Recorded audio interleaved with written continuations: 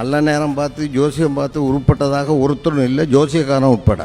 அவனே உருப்பட மாட்டான். எல்லா ஜோசியக்காரனும் போயிட்டு பாருங்க, அவன் வீட்டு நிலைமை என்னென்ன, அவன் பிள்ளைகள் நிலைமை என்னென்ன. எனக்கு நண்பர்களாக இருக்காங்க, அது வேற. நீ ஜோசியம் பார்க்குறத விட்றா, அப்போ தான்டா உருப்படுவேன்னு சொல்லிட்டு வருவேன். நோ அதிலெல்லாம் நீங்கள் இவ்வளோ தலையை விட்டுறக்கூடாது. அதெல்லாம் மோடி மஸ்தான் வேலைகள். இந்த ஜோசியமும் நல்ல நேரமும் மற்றதுக்கு நான் போக விரும்பலை. என் ஃபோன் அந்த பொண்ணுக்கிட்ட கொடுத்துட்டு வந்திருக்கேன். வேணும்னா நீங்கள் அதை செக் பண்ணி பாருங்கள். 1,00,000 கான்டாக்ட்ஸ் என் ஃபோனில் இருக்குது. 1 lakh ப்ராட்காஸ்ட்டில் அசோசியேஷன்ஸ் அப்படியெல்லாம் போட்டு ஏறக்குறைய ஒரு 400 குரூப் அதில் இருக்குது. ஒவ்வொரு குரூப்லையும் 800 பேர், 700 பேர், 500 பேர் வச்சுருக்கேன். அது ஒரு 2 லட்சம். ட்ரை பண்ணி பாருங்கள். அதுக்கு மேலே வாட்ஸ்அப் குரூப்பு, அது ஒரு 600.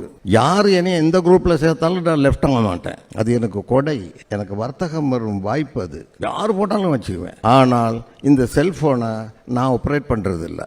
ஏன்னா அதுக்குரிய நேரம் எனக்கு இல்லை. இதுக்கு 2 பேர் சம்பளத்துக்கு வச்சுருக்கேன். காலையில் 6லேருந்து 2 மணி வரைக்கும் ஒரு பொண்ணு, 2 மணிலேருந்து ராத்திரி 10 மணி வரைக்கும். இங்கேருந்து கனெக்ஷன் கம்ப்யூட்டர் வழியால் எல்லாத்தையும் பார்ப்பாங்க, பதில் சொல்லுவாங்க, பார்ப்பாங்க, பதில் சொல்லுவாங்க, பார்ப்பாங்க, பதில் சொல்லுவாங்க. அதி முக்கியம்னா மட்டும் எனக்கு ஒரு டெக்ஸ்ட் மெசேஜ் தான் அனுப்புவாங்க. அதில் நான் தெரிஞ்சுக்குவேன் இவர் என்ன பேச விரும்புகிறாருன்னு. மற்றபடி வர்ற ஃபோன்கள் டிரான்சாக்ஷன் எல்லாம் பல்லாயிரம். அதுக்கெல்லாம் 2 பேர் இருந்து அதை ஆப்ரேட் பண்ணிக்கிட்டு இருக்காங்க. அது பிஸ்னஸ் மாடல், பிஸ்னஸுக்கான கருவி. ஒரே ஒரு குரூப், சிங்கப்பூர் டூர் குரூப், 15 பேர் போட்டால் போதும். அன்றைய தொழில் நிறைவு. காலையில் போட்டுருவாங்க டூர் பேக்கேஜ் எல்லாருக்கும். அது பாட்டு போய்கிட்டே இருக்கும். குறைஞ்சது 30 பேர் வந்துடுவாங்க. இந்த செல்ஃபோன் மூலம் மட்டுமே என்னுடைய பிஸ்னஸ் டபுளாக நடக்கிறதுக்கு இந்த செல்ஃபோன் மட்டுமே காரணமாக இருக்கு. தேவையுள்ளவனை கனெக்ட் பண்ணுறதுக்கு இதை தவிர வேற வழி இல்லை. ஆகவே MBA ஸ்டூடெண்ட்ஸ் எல்லாருக்குமே சிரமம்னு நினைக்காதீங்க. ஃபோன் வர்றது சிரமம், மெசேஜ் வர்றது சிரமம். அதுக்கேற்ற மாதிரி ஆளுகள் வச்சுங்க. சில சங்கடங்களை சகித்துத்தான் ஆக வேண்டும்.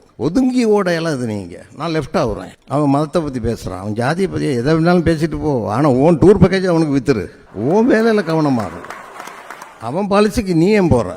அவன் எதையாவது பண்ணுவான், ஜோசியம் சொல்லுவான். அதெல்லாம் அது அவங்க வேலை, ஏன் வேலை இல்லை. ஜோசியம் பார்க்குறது, நல்ல நேரம் பார்க்குறது,